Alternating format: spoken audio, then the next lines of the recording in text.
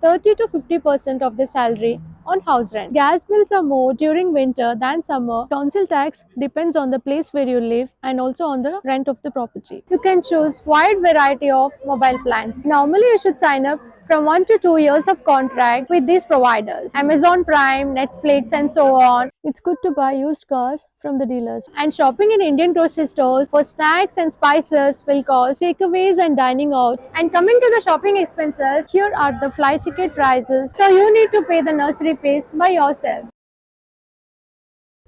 Hello everyone, my name is Nancy. I'm from India. I live in the UK. In this channel, I'll be making videos about life in UK and Europe. Today I'm going to talk about a topic that is interesting to everyone. What is the cost of living in the UK? Everybody who are moving to UK will have three obvious questions: how much we can earn, how much is the expense, and how much we can save. So in today's video, let's see what is the cost of living in the UK. Just like any other country, in UK also, it depends on the lifestyle of a person. The person who is leading a lavish life will save less. A person who is leading a frugal life will save a lot.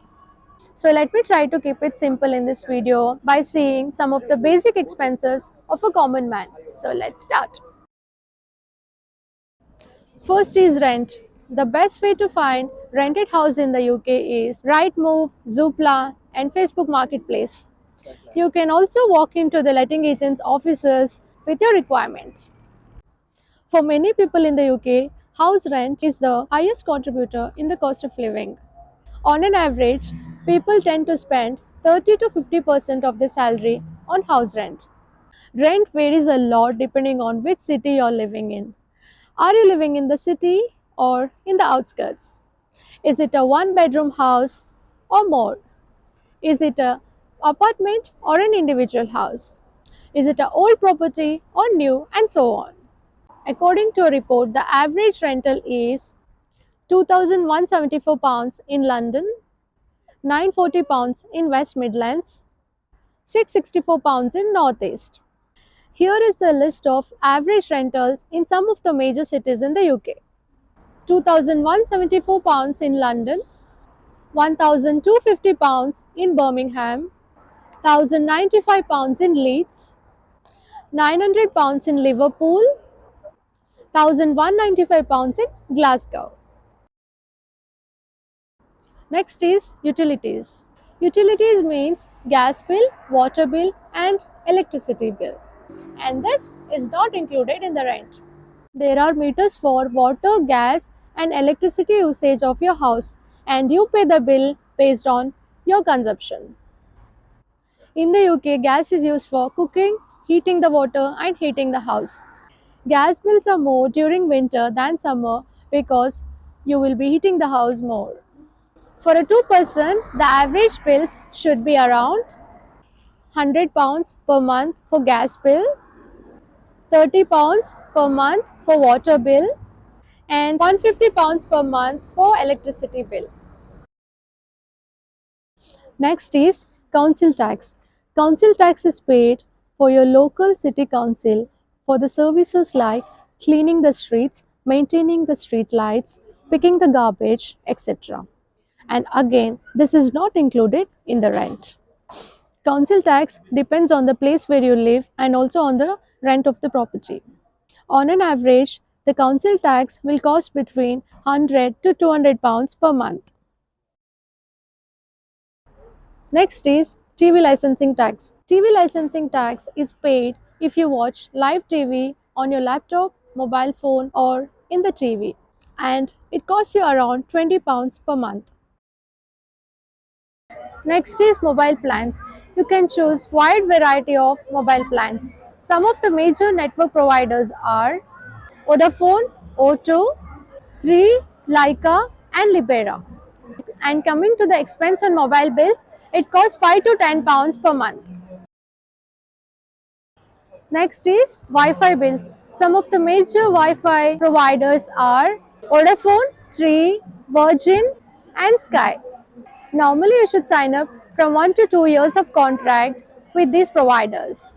Wi-Fi will cost you from £20 to £30 per month.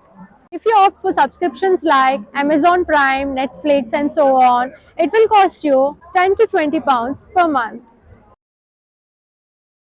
If you plan to have a car instead, then having a car will have expenses like fuel £100 per month, insurance £150 per month in the first year, road tax £250 or more per year. Oil changing will cost £150. If there is a breakdown due to some reason, then it's a whole different story. It's also worth noting that buying a used car will cost you 5 to 10,000 pounds as an initial investment, and it can also be paid in EMI, and this will be part of your monthly expense.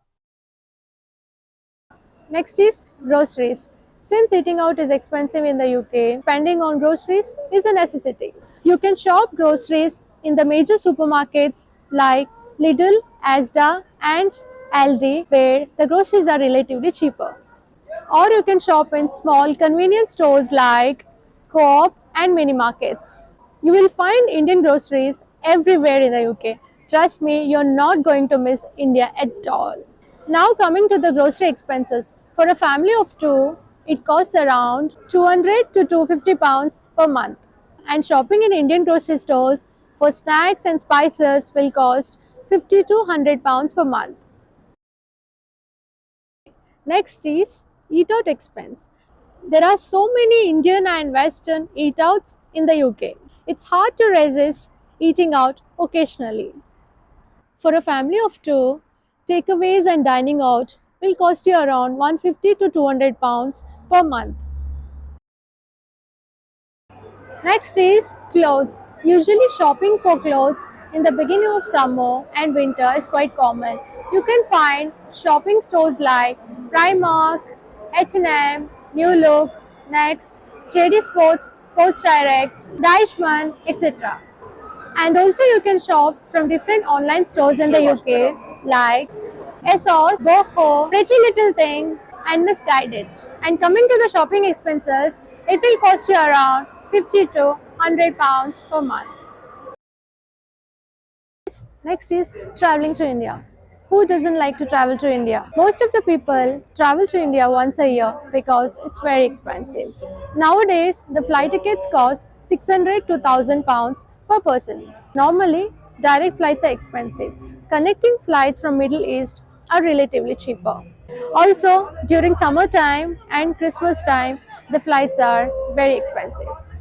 Not only this, the cost of domestic flights, shopping in India, local taxis, expenses in India, everything will easily come up to 500 pounds. And again, this depends on person to person. Last one is nursery. For immigrants who are not UK citizens, will not have access to public funds. That means the cost is not covered for the children below 3 years old. So you need to pay the nursery fees by yourself.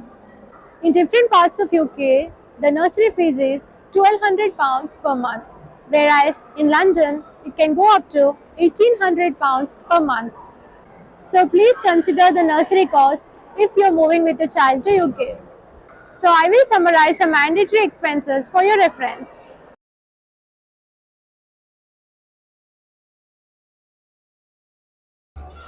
So thank you so much for watching. See you in my next video. Until then, bye. Take care.